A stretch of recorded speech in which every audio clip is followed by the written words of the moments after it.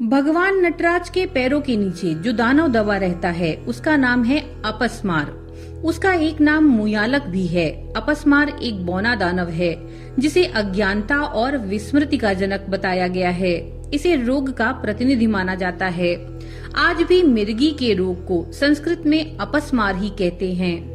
योग में नटराजासन नाम एक आसन है जिसे नियमित रूप से करने से निश्चित रूप से मिर्गी के रोग से मुक्ति मिल जाती है।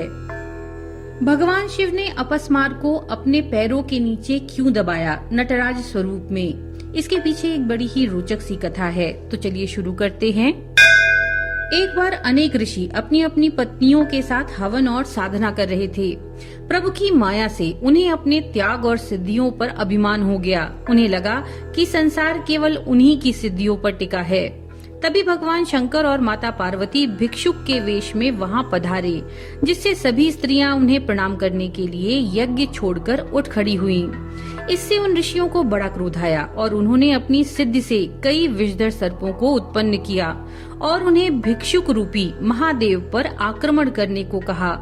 किंतु भगवान शंकर ने सभी सर्पों का दलन कर दिया। तब उन ऋषियों ने वहीं उपस्थित अपस्मार को उन पर आक्रमण करने के लिए कहा। स्कंद पुराण में ऐसा भी वर्णन है कि उन्हीं साधुओं ने अपनी सिद्धियों से ही अपस्मार का सृजन किया।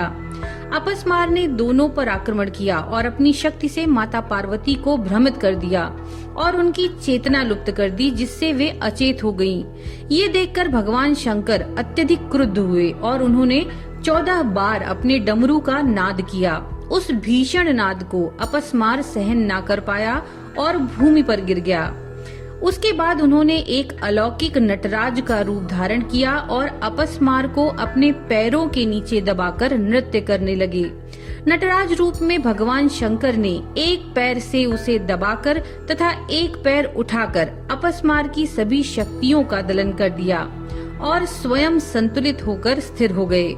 उनकी ये मुद्रा अंजलि मुद्रा कहलाई। उन्होंने उसका वध इसलिए नहीं किया क्योंकि एक तो वो अमर था, दूसरा उसके मरने से संसार से उपेक्षा का लोप हो जाता, जिससे किसी भी विद्या को प्राप्त करना अत्यंत सरल हो जाता। इससे विद्यार्थियों में विद्या को प्राप्त करने के प्रति सम्मान समाप्त हो जाता।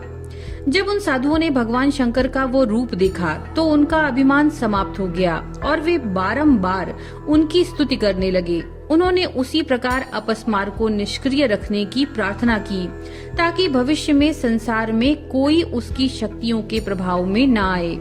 नटराज रूप में महादेव ने जो 14 बार अपने डमरू का नाद किया था, उसे ही आधार मानकर महर्षि पाणिनि ने 14 सूत्रों वाले रुद्राष्टाध्यायी माहेश्वर सूत्र की रचना की।